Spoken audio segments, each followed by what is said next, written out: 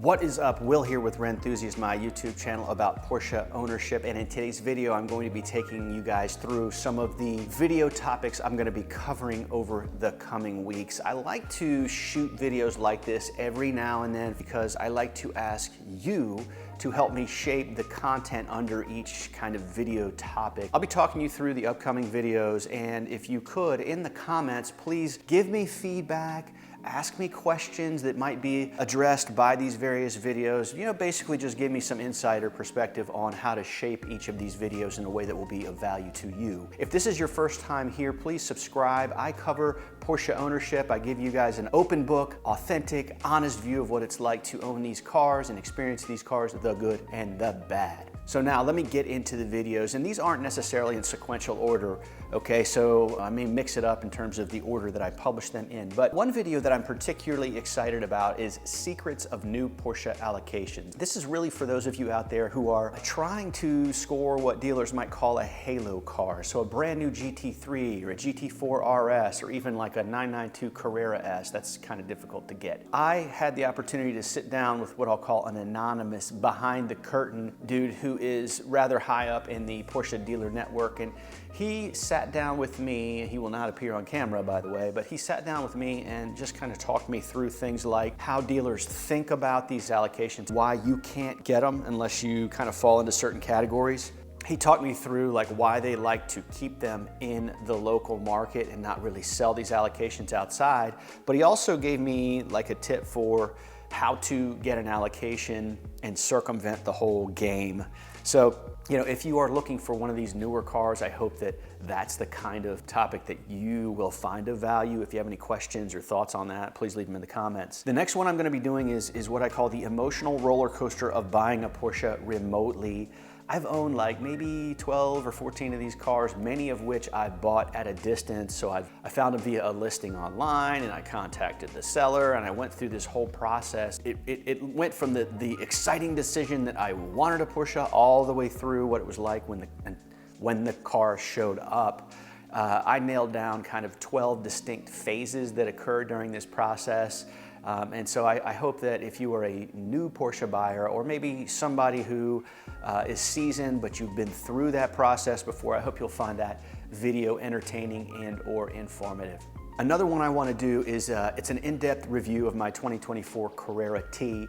I did a couple of videos on that car. I can link them at the end of this video. They've done pretty well in terms of viewership and excitement, but the first one I did was about speccing the car, so I took folks through like a screenshot video, just kind of showing you like what options I selected and talking you through why I did it. And then the next video was after the car arrived. I did an initial ownership impression video. I didn't want to get biased by owning the car for a long time, and so I did that first kind of, hey, this is my initial impression of the car. And then in this upcoming video, I want to give you guys a sense for what it's been like now that I'm through break-in, and you know, what it's been like to daily the car. I have about 3,000 miles on it now. I want to deliver to you two things. Am I happy with how I spec the car after I've lived with it for a while? And would I recommend the car? Does it live up to the hype? If you are looking for a Carrera T, or maybe you're a Carrera T owner, hopefully you'll get something out of that. Another video I'm going to be doing is a Porsche 993 review. This is the second 993 I've owned behind me. I think it's a fantastic platform. A lot of my early content on this channel was about the 993. That was back when I had bought my first air-cooled, which was a Polar Silver 993, and I did a lot of videos about initial ownership and the repairs that it needed and all that kind of stuff. I think a lot of you guys out there are people that came to me as a result of the 993 content, and so I'm excited to give you like an objective review of the car. You can, you know, perhaps you're looking for a 993, maybe you're considering a 993 as your first air-cooled, or, you know, maybe you're a 993 owner, but hopefully that video will be interesting to you. Along the lines of an air-cooled Porsche review video, I also own an 86 3.2 Carrera, great car, love it. But it occurred to me that I have not done like an objective, like driving, ownership review of that car. That video I see as being a good one for anybody considering their first 3.2. To help them think through whether or not they really want to own that car.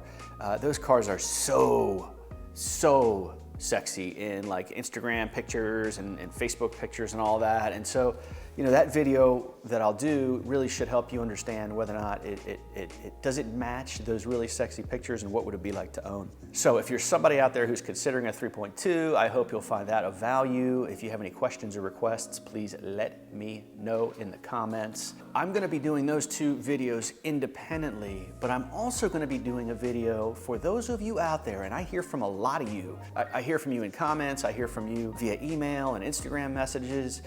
You're asking me, hey, like, I'm looking for my first air-cooled Porsche. Should I buy the 993 or should I buy a 3.2? So I'm going to do a video comparing those two cars, and like kind of the structure for that video is gonna be, I've come up with like 7 categories or like kind of labels for what ownership could be like. So daily drivability, that kind of a thing. And then I'm gonna score each of the cars in each of those categories to help you think through whether or not you want to own one. Another video I'm going to be doing, and this was a really fascinating topic and how this came about. You know, I have noticed, and I know many of you out there have noticed, that it seems like every generation, particularly of the 911, tends to have some sort of a problem, an engineering difficulty, and can result in catastrophic failure if it's not fixed or attended to or monitored, all the way up to just being a nuisance of ownership. For the number we put in these cars, right? So what these cars cost us, that shouldn't be happening.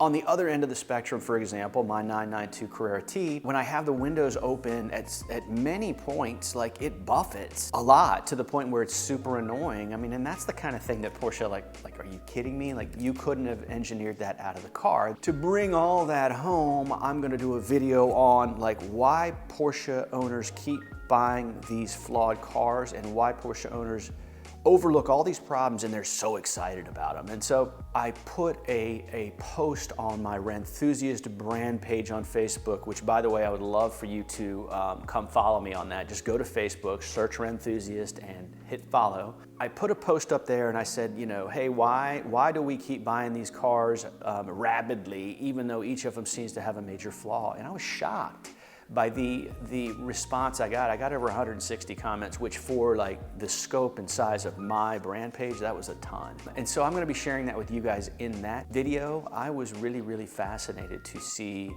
what the responses were. And then another video that I'll be doing, these videos on this particular car don't do that well, which is kind of puzzling. I'm going to be giving a longer term review of my 981 Spyder. I think it is a fantastic car.